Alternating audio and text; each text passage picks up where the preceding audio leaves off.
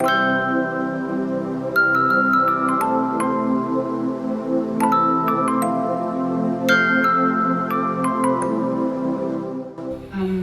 you through management information systems, particularly information systems. And my presentation outline is as follows. I have a brief introduction. Then we'll go through the syllabus, particularly that bit of information systems. And then we'll go through expectations of examiners from candidates. Then we'll go through relevance of information systems to the day-to-day life. And then we'll conclude with common causes of student failure of the information systems examinations. Briefly, someone may say, I'm a manager, I am studying to be an accountant, I'm going to be a director. Why do I really need the information systems? In every business,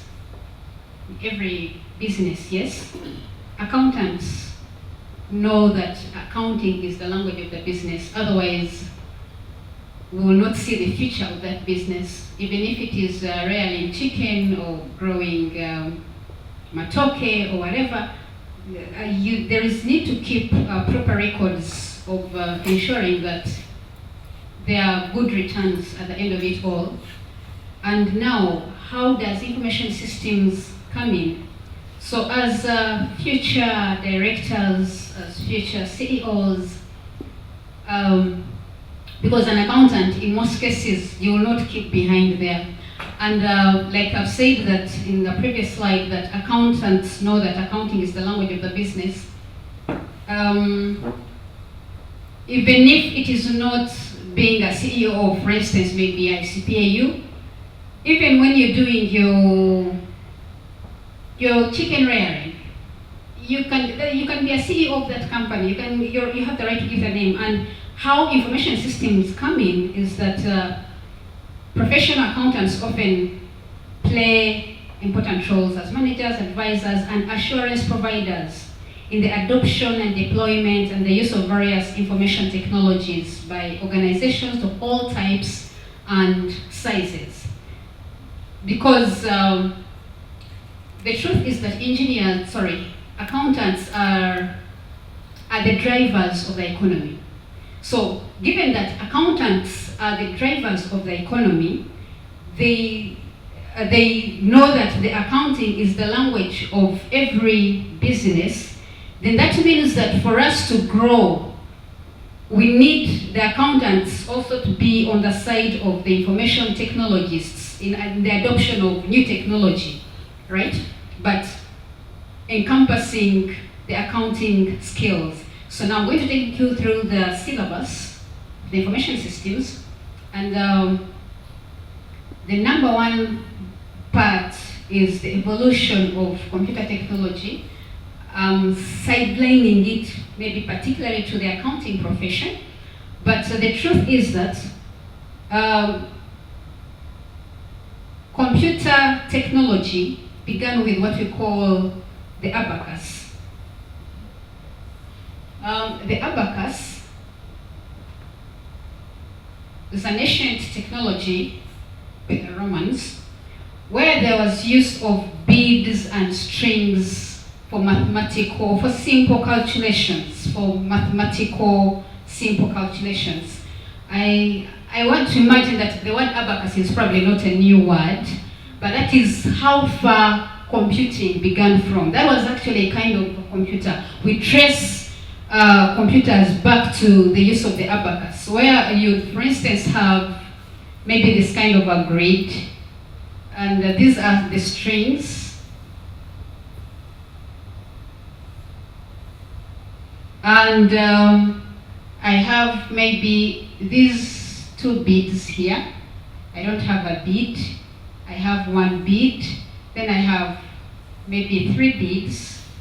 Then I have maybe 2 more beads. Now, the computation here would mean we have, this is a 2, a 0, a 1, a 3, and a 2. So this is 23,102. That is how far it came from. And next, then we moved from the use of abacus to adding machines. For instance, the calculators. So the calculators were helping in the accuracy of the computations. Not that the abacus was actually wrong, but I think it was quite tedious. It was quite tedious compared to the use of calculators. And from calculators, we, I think towards the 20th century, there came into existence the real computers that we're using today. Of course, a lot has changed about those computers from that time up to the present time. And, but the functionalities have actually not changed. And the computers we talk of today are the mainframes, the mini computers, and the microcomputers. The mainframes and the mini computers, in most cases, are used as servers for organizations.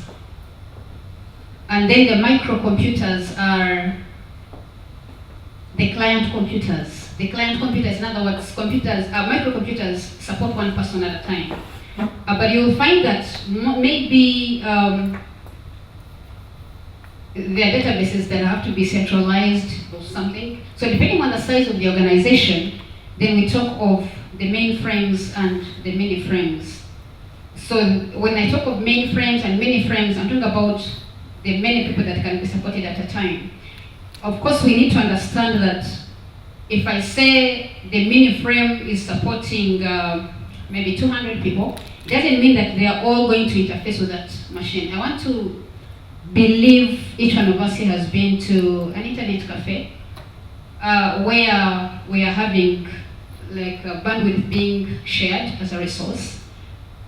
You'll find that everyone is having like an interface with the microcomputer, but that resource is being shared centrally from this main server of that cafe.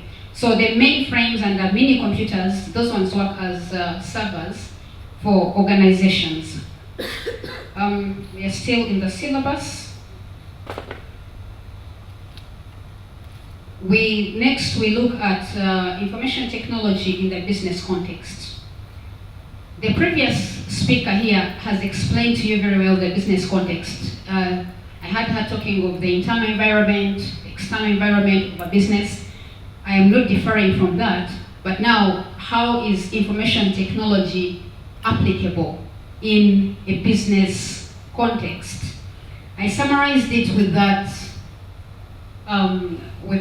diagram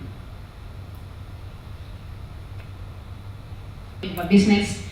I am not differing from that, but now how is information technology applicable in a business context? I summarized it with that diagram.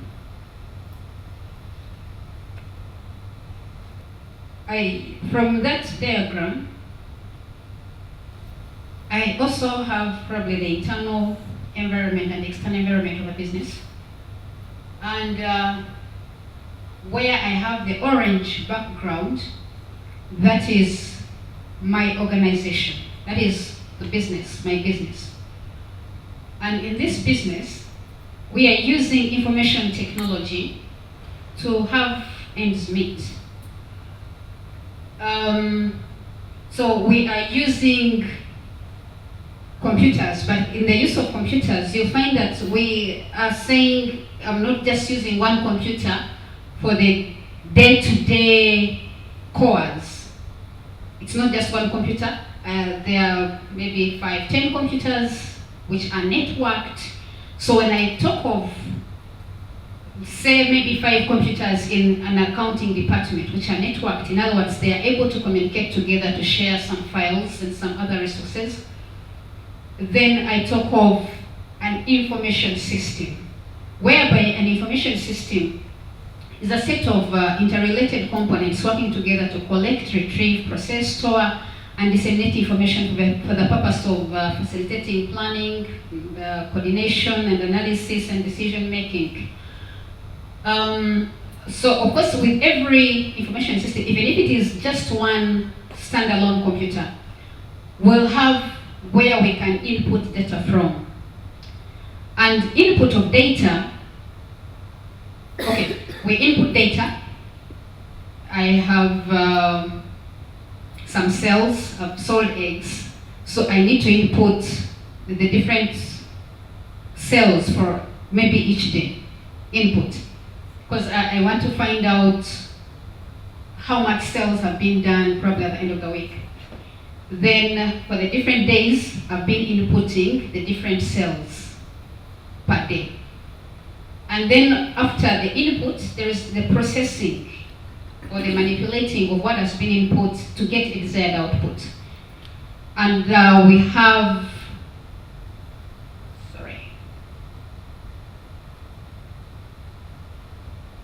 and then we have the output.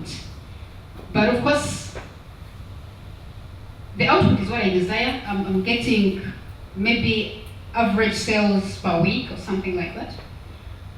And there is a feedback, there is an error for a feedback, again to the input. Maybe there is an error.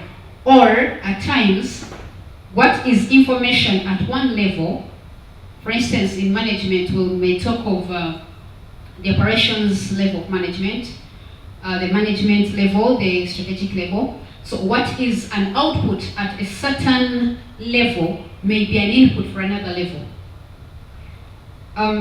So that is how I would use information systems in an organization. But then these information systems in one organization, definitely we have now the external environment. We have suppliers, we have customers. I talked of selling eggs, so I have customers who are in the external environment. They are competitors, they are other stakeholders probably to my firm. They are regulatory agencies. Now those are external to the organization. But with the information systems, even maybe as we'll continue to see, there is, like we have this information system, for instance, to keep the list or the records about suppliers to the firm, the records about the customers, the records about different stakeholders. Yeah? Now, that is now how we are having the internal environment and the external environment being able to coordinate properly with the use of information systems. Next, on the syllabus, we have issues of specification and selection of computer hardware and software solutions for business. In the first place, what is specification? When I talk of computer specifications, those are technical descriptions of the computer's components and capabilities, in simple terms. So when we are saying I need a computer that has hard disk space of 1 gigabyte, processor speed of, I don't know what, this kind of a processor, those are technical descriptions and the capabilities, what they are able to do. When I'm saying 1 gigabyte of hard disk space, how much content can be stored on that hard disk space that is coming along with that computer. That is, those are technical descriptions. So the technical descriptions and capabilities are what we refer to as specifications. So when we know what these specifications are, and these specifications, okay, the title is Issues of Specification and Selection of Computer Hardware and Software Solutions for Business. So I've known what specifications are. Hardware, of course, those are the tangible parts of a computer, what I can be able to touch and probably lift, maybe a keyboard, maybe a mouse. And then software, those are the programs that would enable an end user or a person to be able to use the computer. Without the software, there is no way we can talk of using the computer. So when we have, of course, both hardware and software, then we are able to incorporate them in our business to carry out business. But what are these specifications? The specifications, I've tried to highlight a few. Now, what makes, because I'm actually interested in the selection of computer hardware and software solutions for business. So we look at hardware considerations. Number one, current and future hardware needs. What are the current hardware needs? And we are not only interested in today, but let's look at a period of about 3 to 5 years. Is this keyboard still going to work? Will this hard disk still have enough space to accommodate the information that would need to store on that hard disk? Current and future hardware needs. Then next, we talk of potential compatibility issues. I'm buying a computer which is probably Macintosh. Yeah, it's a brand. It's a brand just like we can talk of HP and Dell. But there are other computers which are already in the business. Will this computer, because if we are, for instance, maybe looking at a networked environment, like I gave an example of an account section where we already have a networked environment. Will this computer be able to work with the computers that are already in existence, or it will require special attention? So compatibility is an issue to look at. Then long-term IT strategy. What is your IT strategy as an organization? And I say this organization, this firm, can be as big as Bank of Uganda, it can be as big as ICPAU, but it can also be as big as just a matoke growing farm or a chicken farm. Yeah. So what is the long-term IT strategy? How far do you want to see yourself using information technology in the next 5, 10 years? That will also determine what kind of software you should buy, what kind of specifications you should go for. Then we have hardware life expectancy. How long is this hardware going to serve? Those are some issues that you need to look at when acquiring hardware for a business. Next, we go to software considerations. And number one, we have current and future software needs. More or less like what we have already seen in the hardware.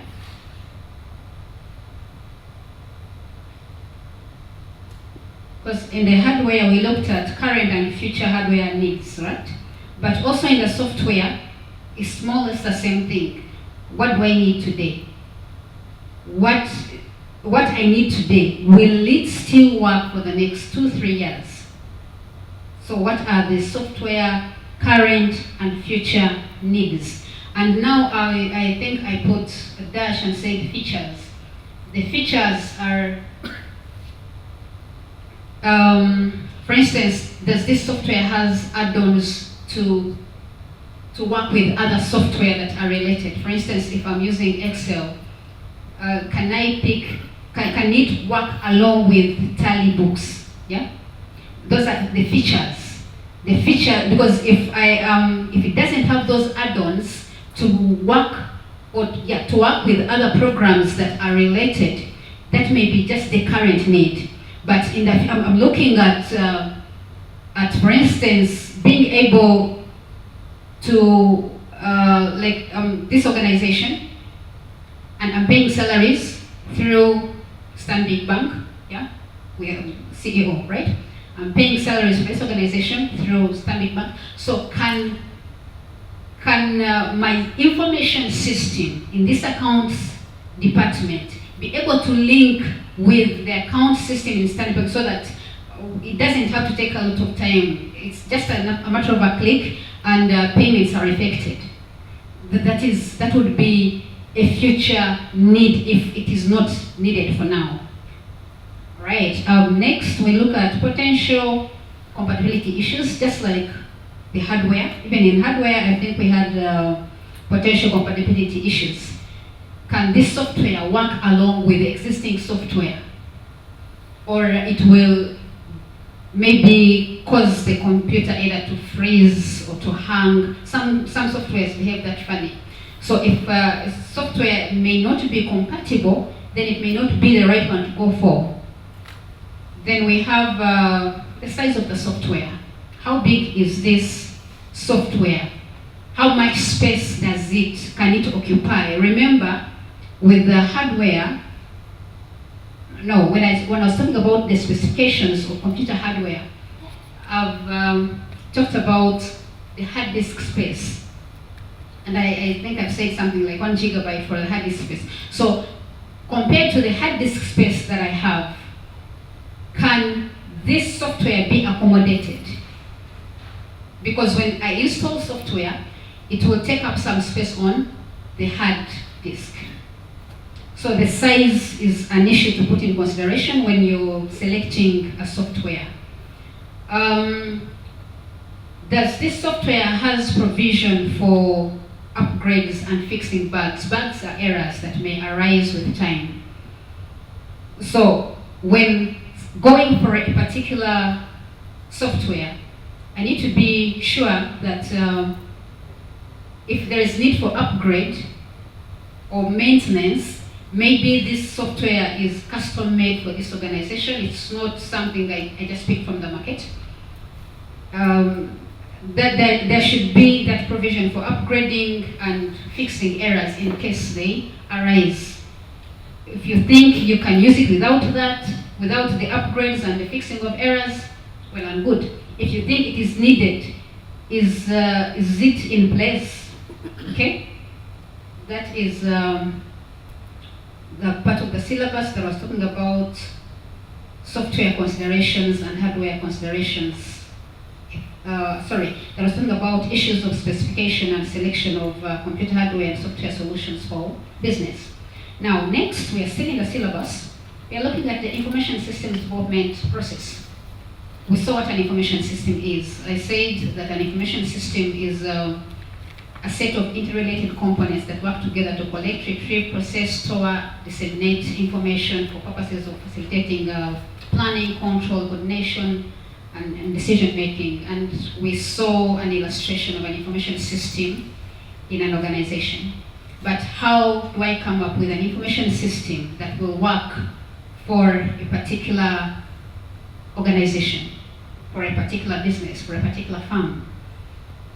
So here, we basically look at what we call the system development life cycle.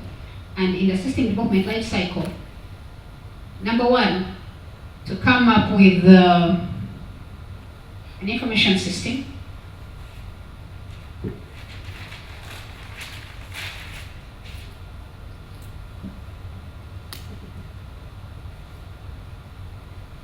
there is need to identify needs. Identify the needs for the information system. Why do you need an information system? Why do you need a computer? Why do you need to have computers in a particular department networked? Yeah? So there is need to identify needs.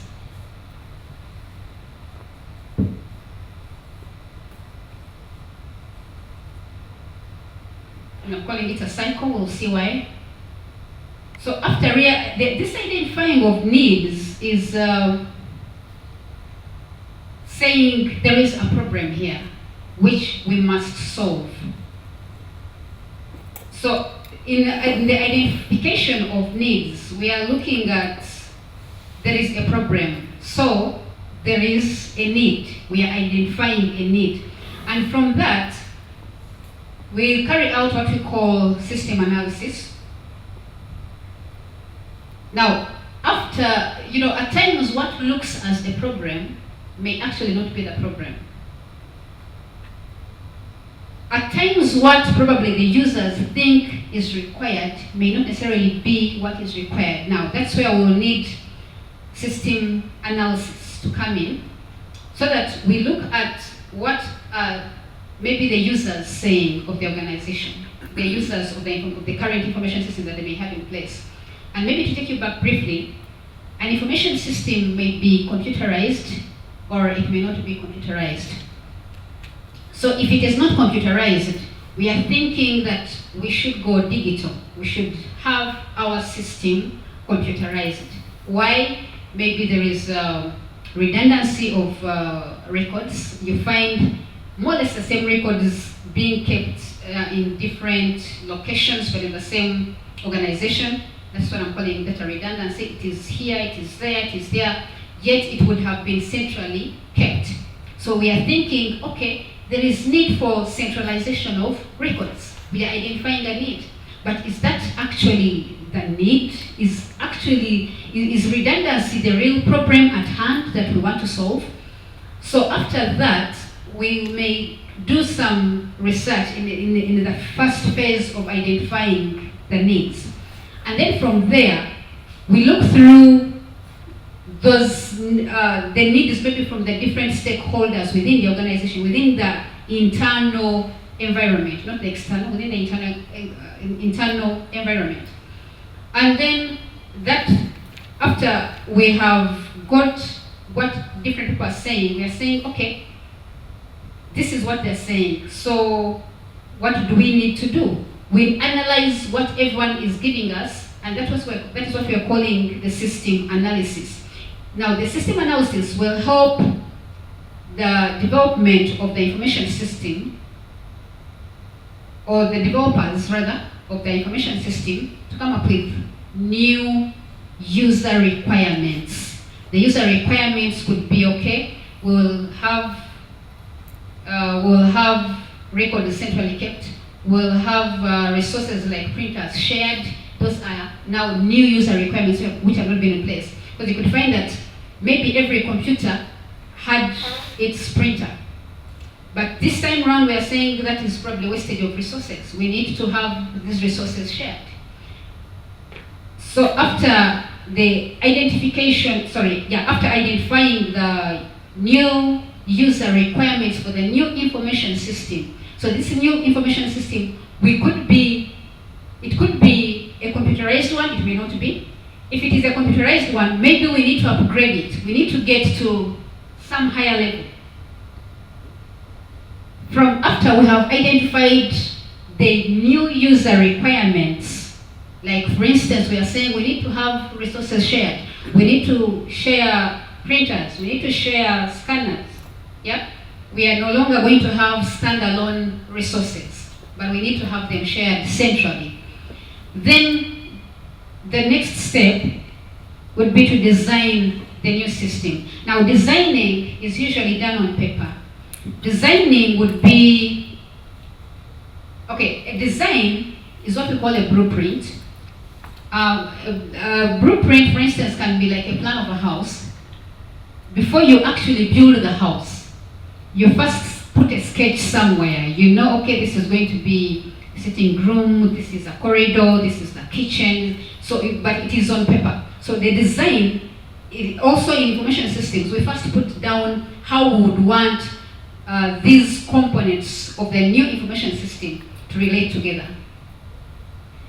Then after that, after designing, we do the actual development, with the actual coding and the building of the information system.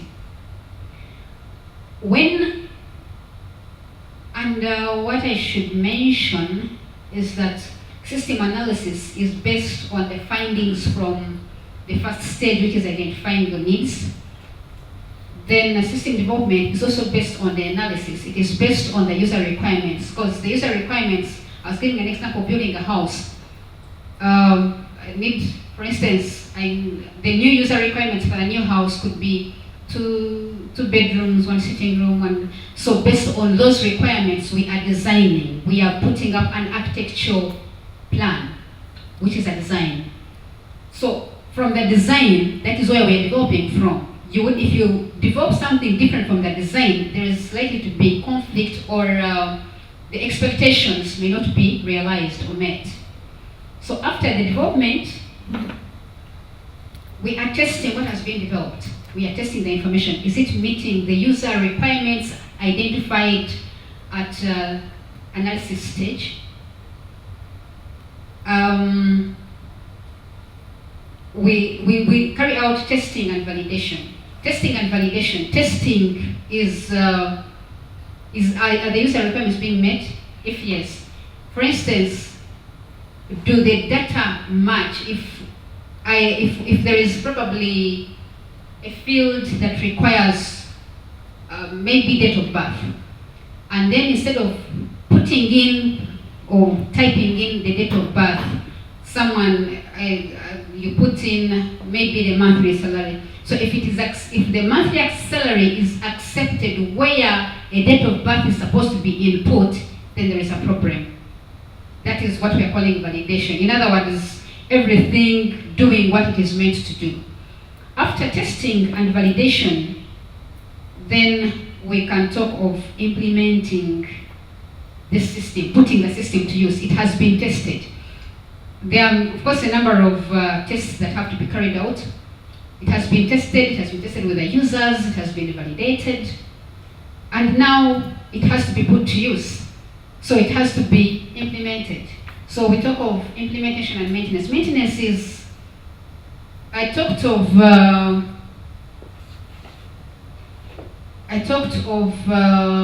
upgrades and fixing bugs. So also with this information system, the maintenance is when there is maybe a need for upgrade, or if there is an error, if it can be fixed, to keep this information system running according to the expectations.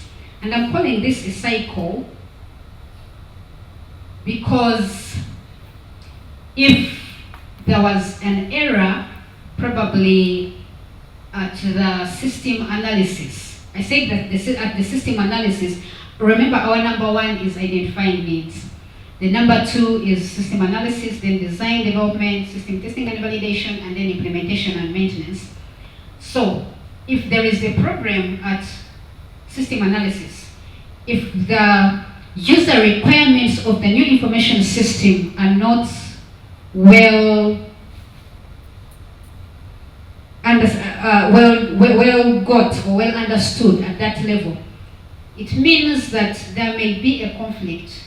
The expectations of that information system may not be realized. So when they're not realized, then there will be need to go back and actually look for probably the real problem, and then go back to analysis and then design and development. That's why we're calling it a cycle. And on the other hand, if there is need for upgrading the system, we will still go through the same cycle. At times, if there is need for rectifying a serious error, like for instance, you put in some figures for calculation, and you realize that you're missing out maybe 3 digits when the numbers get big, then it means you may have to go back to identify the real need and find out maybe where the problem went, and then redesign the information system. That is the information system development life cycle. Next, we are still in the syllabus. Next, we are looking at the security, regulatory, policy, and ethical issues associated with the use of information technology.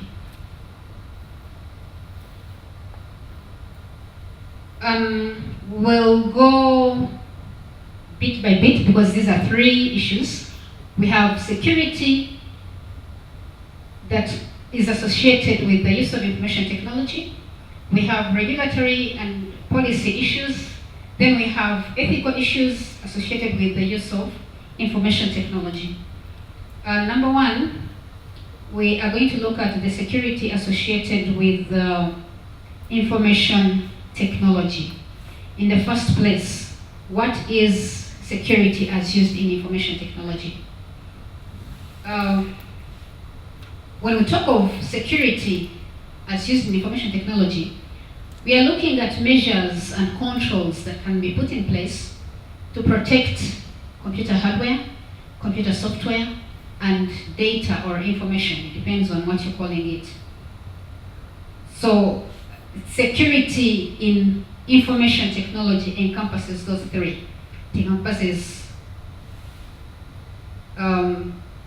hardware, software, and data or information. When we have those three secured so that they are able to be what they are intended to be, that is what we call security in information technology.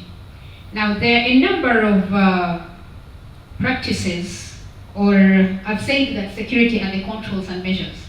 There are a number of measures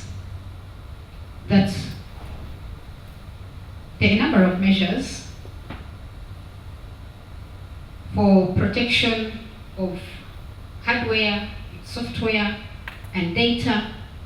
I may not go to the details so much. Time seems not to be on our part. But we have regular updating of computer software. I think I've talked about updating, now this is like the third time. We have use of antivirus software for guarding against viruses. We have use of passwords. Passwords can be either on data or they can be on computers where you input a username and then a password to access a computer resource. We have encryption. Encryption is decoding of data which is in transit, when data is in transit. The data which is probably being, especially if it is business data or sensitive data, like maybe it requires to go through a bank and then maybe from the bank to the intended recipients. So encryption is one of the measures, which is a process of encoding a message, encoding or making that information, should I say, unreadable or ununderstandable to the people who are not supposed to receive it. Because you'll find that when data has been encrypted, it does not necessarily mean that it cannot be intercepted or it cannot be looked at by an unintended user, but this person who is not authorized to actually receive this information will not understand anything. It will not make sense to him because they don't have a decrypting key, the key that would help them to have this information understandable. Then we have regular information backup. That is, backup is making sure that you have different copies of the same information in different storage locations. You have information on this laptop, you have the same copy of information on an external hard disk, you have the same copy of information stored on the cloud. That is backup. And remember what we are protecting. We are protecting data, hardware, software, and the list is long. I may not really manage to go through the entire list. But we also have firewalls. Firewalls monitor and controls incoming and outgoing network traffic, depending on the predetermined security rules of an organization. We have the operating system controls. An operating system is, for instance, Windows, Unix, Linux. That program or that software that is a foundation or a platform, not a foundation, but a platform for the application programs to run and avail an interface to a computer user. So when I talk of the operating system controls, these usually are inbuilt with usernames and password requirements, providing a level of access to a computer system. Then we have intrusion detection systems. They work more or less like firewalls, but these ones basically monitor for malicious activity and policy violations. We have message digests. These ones are designed to protect integrity of data that has been moving from like one place to another online. Then we have digital signatures. Digital signatures are mathematical techniques used to validate the authenticity and integrity of a message or software or any digital document. Those are what we call digital signatures. They are used for validation. Is this genuine? Is this something like that? Then next we have digital envelopes. We have digital envelopes. Digital envelopes are encrypted messages that use both secret keys and public keys. And maybe to say in simple terms, I talked of encryption, but this digital envelope is, it's a digital envelope, like a physical envelope, but that envelope that is going to carry the encrypted messages. But this time it is not a physical envelope. In simple terms, that's how I can put it. Then we have digital certificates. Digital certificates verify that the sender of maybe a message is a genuine one and claims to be who they are, because especially this is to do with if businesses that are done online. So this information that go around, maybe that you have received, no, not that you have received, but something like, I don't know if you received these spam emails that you probably, someone is saying the husband is about to die, but they are living, or the husband died and this one is also about to die. You have these millions on they want to transfer to you. But honestly, if you're to track back, would this person agree to be who they are? So the digital certificate would help you to verify if the sender is actually claiming to be who they are. Then we have secure socket layers and secure hypertext. Okay, secure socket layer. It's just a standard security protocol for establishing encrypted links between a web server and a browser. A browser is like Mozilla, where you want to access your mails from, but then there is also a gap between the web browser and the server, especially maybe if you're accessing whatever you're accessing, maybe via the phone. You may not have a direct connection to the server. So there is that security that would ensure that between the server and your phone or your computer, the information is secure. We call that secure socket layer. And then we have the secure hypertext transfer protocol. This one allows one to exchange files on the World Wide Web securely. In most cases, before say www.icpau.co.ug, before that address, what we call the Universal Resource Locator, there's usually an HTTP, then /. That is hypertext transfer protocol. So with today, in most cases, there is an S that is added before the HTTP, but that is just an indicator that that is a secure site. If you don't see that HTTP, and in most cases we don't actually type the HTTP, it comes automatically.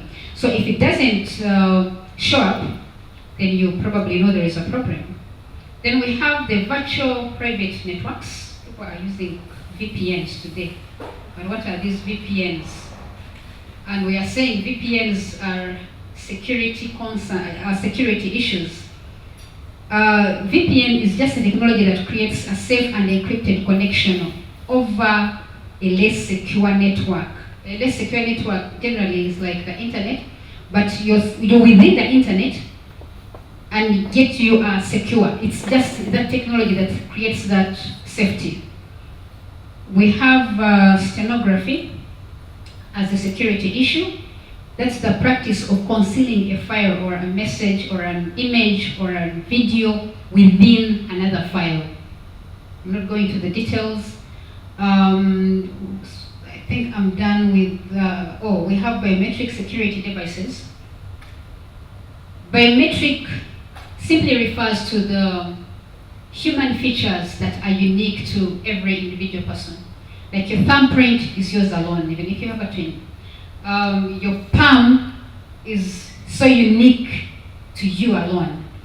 your retina is so unique to, so when we talk of biometric security devices, we are saying these are devices that would identify those unique features about a person and maybe allow access. If your thumbprint has been captured, another person wouldn't have their thumbprint in your place and it opens for them. Maybe it is an access control to a certain room or something. If your retina was captured and you're supposed to enter a place, when you get to that place and you look into that gadget, it will realize you're the one because it is your retina that was captured. We go to the ethical issues associated with information technology. Remember, we are looking at security, regulatory policy, and ethical issues. We are done with security. So next, we are looking at the ethical issues. And ethics, ethical meaning what is morally accepted, in simple terms. And we have about 4 or 5. We have integrity. Integrity as an ethical issue.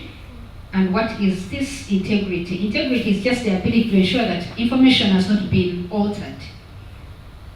So if information must be altered, then it means there is an authorized person meant to do that. So that for purposes of keeping information with integrity. Then we have what we call non-repudiation. Repudiation itself means denial. So non-repudiation is the assurance that someone cannot deny something. You're in business with someone, you've started a transaction, so if this person has done their part, maybe they have paid, you're not going to deny the service or the product that has been paid for. That is non-repudiation as an ethical issue. We have authentication rather. Of course, it comes from the word authenticity. Authentication is, I think I mentioned something similar to that. Sorry. I mentioned something similar to that. But authentication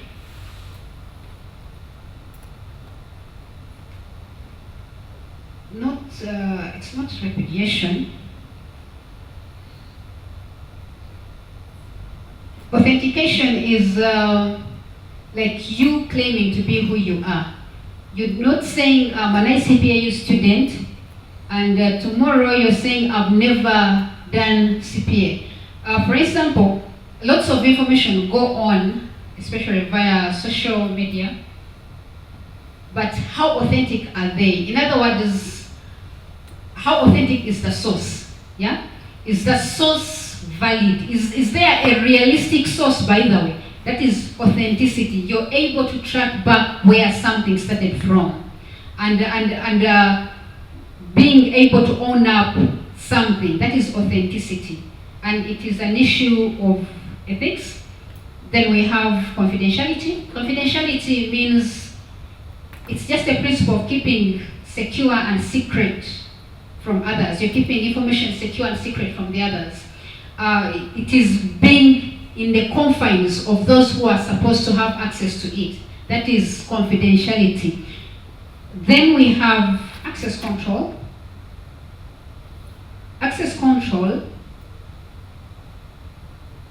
is providing control over what a user can do at a resource. Who can have access to this, who can change this, who can enter this room. Some rooms are restricted in some organizations.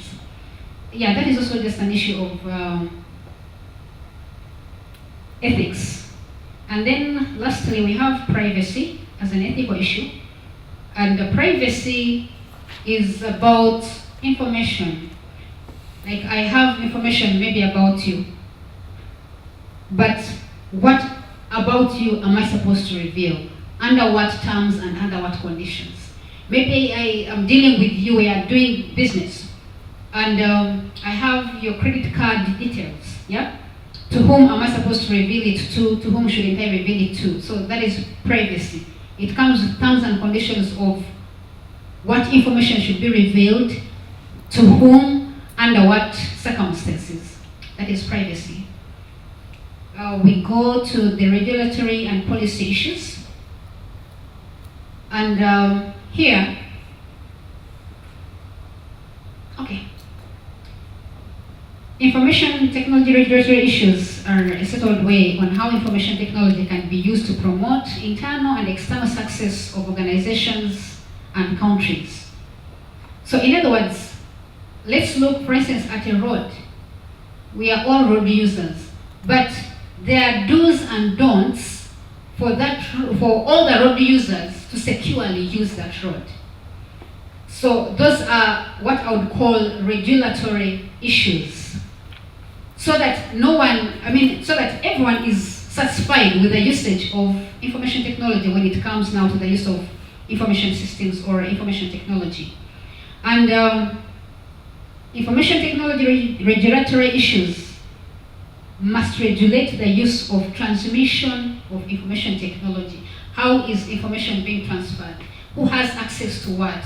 So these are more or less related to the ethical issues. That's why I talked about the ethical issues first.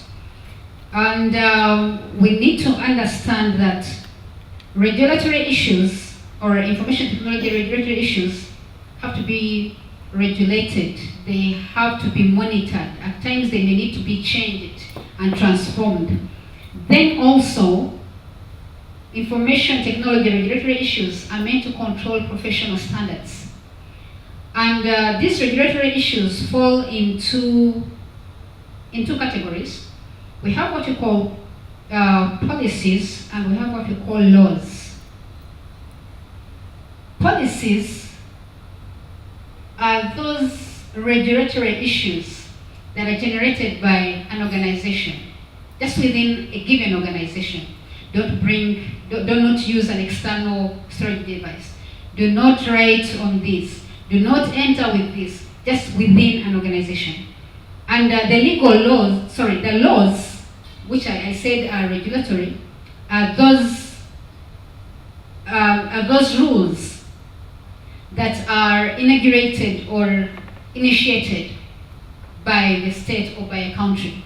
So when they are initiated or brought about by the state, by the parliament, by the judiciary arm of the government, now they become laws. And in Uganda, we have some examples. We have the Computer Misuse Act, we have Access to Information Act. Those are some of the laws that we have. Of course, remember these laws cut across. They are not like the policies. Policies concern only a given organization. They may not cut across, but the laws cut across. And you probably need to get these acts and read through them and see how applicable they can be. The last part of the syllabus, data communication and computer networks. In the first place, what is data communication?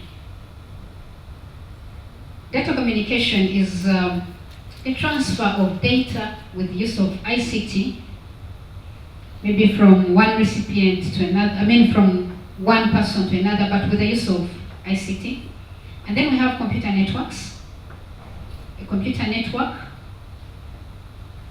is where we have 2 or 3 machines connected together to communicate or to share and basically to share resources. That is computer network. And why computer networks? For file sharing, for resource sharing. Resource sharing, I already mentioned it at the beginning. Like maybe we are saying every department should have a shared printer for sharing a single internet connection, for increasing storage capacity, for improving communication, for storing information in one centralized database, for connections to the internet. Those are reasons why we would have computer networks. Then applying basic accounting packages, particularly the spreadsheet packages. And I think you use Microsoft Excel as an accounting package at this level in ICPAU. And what is Microsoft Excel? Or the Microsoft Excel, of course, it's a spreadsheet. You have columns and rows, and they help with computations. And we would need these accounting packages because Microsoft Excel in particular supports accounting functions like budgets, preparing financial statements, creating balance sheets, having add-ons for activities as modeling and financial forecasting, integrating with external data. I mentioned at the start that you may need, your accounting department may need to connect with maybe an external accounting department, like for purposes of payment. Yeah. So these accounting packages have that ability of integrating with external data to allow one to import and export banking information and financial data to and from other accounting software platforms. I think I mentioned that at the beginning. And of course, we need to understand that Excel comes with basic spreadsheet functionality and many functions for performing complex mathematical calculations. Then they also help us to come up with features with various illustrations like graphs and pie charts. Next, applying the basic word processing packages, we have Microsoft Word, which is the word processing software. It is used to manipulate a text document. Can be used for typing by entering text. And this software, which is a word processor, provides tools for copying, deleting, and various types of formatting, like you want to make bold, you want color red. They are used to produce documents like letters and memos and statements of work and reports and so on. Next, we have some of the functions of word processors: creating documents, editing them, saving the documents. You will command the print function and you have a certain document printed.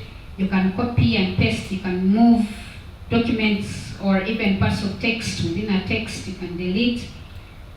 Formatting, I think I've talked about that. Creating and editing tables, inserting elements for other software like illustrations. Because I can have something, say, which is an image that is not necessarily in a word processor, and I insert it in a Word document. I've taken a photo of you, so I will copy that from wherever it is stored and paste it in a Word document. So there is provision for that. There is provision for that. Then there is provision for correcting spellings and grammar. That is Microsoft Word. And Microsoft Word processes paragraph, indentation, margin size, font type, font color, spacing within a document. Then next, we're still in the syllabus, applying the basic database packages. And maybe what is a database? Database is a tool for collecting and organizing information. Databases store information about people, products, orders, and so on. Just I'm rushing through because time seems to be. Why does a business need a database? For centralized system, for better management of human resource matters, for managing customer data and relations, efficient inventory tracking, and so on and so forth. Next, we are applying the basic presentation packages. Like this is the presentation package. I'm sure every presenter that has stood before you today was using a presentation package. And what is a presentation package? It is that software that is used to display information in form of slideshow. So this is a slideshow. And it has three major functions. There is an editor that allows the text to be inserted and formatted. Then there is also a method of inserting and manipulating graphic images. And lastly, there is a slide system to display content, like what I'm doing here. Of course, I began with the editor and inserted text, you've seen some graphics, some images somewhere, there was provision for that, and then now finally what I'm able to do now. But why do we need presentation packages? We need presentation packages so that users can use text, photos, illustrations, drawings, and so on effectively. So like, for instance, walking through this presentation with the use of text and photos and illustrations and drawings and input tables and graphs, but they can also be input. I didn't put any movies. There was no movie that was probably relevant to my presentation today. But that's one reason why I would need a presentation package. Then number two, a presentation package allows a presenter to maintain eye contact with the audience. Somehow, I do believe I have about 100% audience because you want to know, like, maybe the next point, what is coming next, what is coming next. I'm not like preempting what I have, but you're always probably waiting for the next bullet. Also with presentation packages, because a presentation like this one, which is computerized, allows us to store it. It's not maybe just verbal, but this can be stored, and of course it's easy to follow up for future references. We are done with the syllabus. So what do examiners expect from candidates? What should candidates know and do? Number one, we have to understand that examinations begin from the examination room. The examinations don't begin when the examiners are marking and awarding marks. They begin from the examination room. And in the examination room, a candidate is expected to comply with authorities who are there. A candidate is expected to contribute to the good environment for the exam to go on. In the examination room, you're not allowed to take unauthorized material. You're supposed to go, because you're supposed to create a good environment for the paper. So you go with what is allowed and acceptable. What is not allowed, at some point may bring some commotion for no good reason, really. Maybe an invigilator is finding you with something unauthorized and you have to be stopped for some time and all that. So for you to really have your mind focused, don't take unauthorized material. Then number two, the candidate is supposed to follow instructions on both the question paper and answer booklets. Today, I think the reading culture has died almost. People want to rush to write, but they've not read the instructions. I was told of an interview where one of the instructions was, do not write anything. And people are busy writing. So that means they failed the interview because they did not read the instructions. So instructions are key. You have to follow instructions. Then number three, prepare and be knowledgeable for the paper. Because when you're not knowledgeable, there will be a problem. And how do you prepare? Go for discussions, even if you think you have it all, you have it on your fingertips. There is a way, they say practice makes perfect. So when you go for discussions, and in the discussions you're not only receiving, also be in a position to give to others what you know or what you have. There is a way you will get more perfect. Do further reading. Be aware of the current issues in the country. The ICPA exams, a few papers I've come across, they normally want you to apply the knowledge. Yeah? So how do you apply the knowledge when you don't know what is going on? Then number four, what a candidate is supposed to know, give relevant answers and examples where required. And number five, be fast and accurate. Number six, I had the previous presenter mentioning it, have a legible handwriting. So it's easy for the reader and the writer to communicate. Relevance of information systems. Now, how relevant are these information systems in the day-to-day life? Why do we need information systems? We've gone through the syllabus. So how relevant is this in the day-to-day life? In the day-to-day life, there are what we call functional areas. And these functional areas, they were being mentioned by the previous speaker. We have accounting and finance. We have manufacturing and production. We have sales and marketing. And we have human resource. I said that a firm, an organization can be also as big as a chicken farm. This chicken farm, there is this accounting and finance. There is the production. This time it's not manufacturing, but there is production. There is the sales and marketing. There are human resources involved to have this farm be what it has to be. So how relevant is this information system, for instance, to the manufacturing and production? So information systems in the manufacturing and production functional area help organizations to control actions of machines and equipment at operational level. I think I've mentioned that we have operational management, strategic levels of management. But with information systems from operation, we don't rush the management. We go to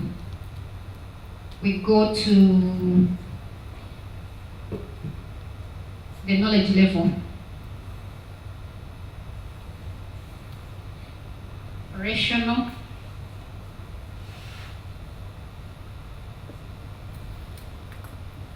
Then we have the knowledge level. Then we have the management. And then we have the strategic. We have those 4 levels. So in manufacturing and production, information systems help in designing new products using the computer at the knowledge level, where we have creation of new products. That is, or like those ideas that would help you come with a new product or a new service. That is at the knowledge level, at the second level here, before management. And then information systems help they help to decide when and how many products should be produced now that is at the management level. Then they also help to decide where to locate new production facilities. Maybe this facility is not enough.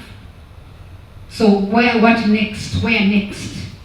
Then for sales and marketing, information systems help to develop products and services to meet customer needs. They help to promote products and services. They help in the selling the products and services, in providing ongoing customer support, entering, processing, and tracking orders at operational level, identifying customers and markets using data on demographics and markets and customer behavior and trends at the knowledge level, and determining prices for products and services at the management level, and finally preparing 5-year sales forecast at the strategic level. In accounting and finance, information systems help to keep track of the firm's financial assets and fund flow, that is at operational level. They help in designing the firm's portfolio of investment, that is at the knowledge level. They help in preparing short-term budgets at management level, and they help to plan for long-term profits at the strategic level. With human resource, information systems help in keeping track of employee skills, performance, appraisals, and training. They help to design career paths for employees at the knowledge level. They help in monitoring the range and distribution of employee wages and salaries and benefits at the management level. And they also help in planning for long-term labor force needs at the strategic level. Probably someone is wondering, why do I need all this as an accountant? Today, you'll find that, especially NGOs, they have job titles like administration and finance officer. So you cannot be an administrator when you cannot handle human resource issues. Yeah, because these things may seem like independent, but they are not independent. You're not independent. And coming to the last part, common causes of student failure of information systems exams. The information systems exams has a theory part and a practical part.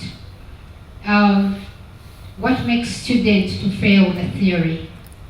Number one, failure to prepare for the exam, fail to make yourself ready. Number two, failure to revise all topics. Spot work doesn't work at times. So it is important to cover all the topics in a syllabus to be on a safe side. Number three, failure to interpret what the question requires. So you need to understand the keywords in the question so that you don't get off track. The previous exam speaker talked of examination fever and stress, so let me combine them as well. The stress, those are external distractors, maybe like quarrels at home or at work. Those ones reduce on the ability to remember and recall. Poor English command language. At times the English language is not very well used.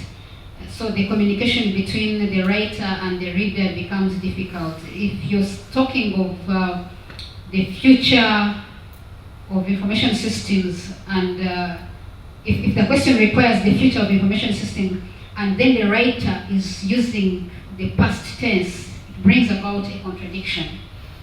Number 7, failure to know applicable examples, because I've said that CPA exams require application of knowledge, and I remember saying you should be knowledgeable of what is happening or what is going on in the country.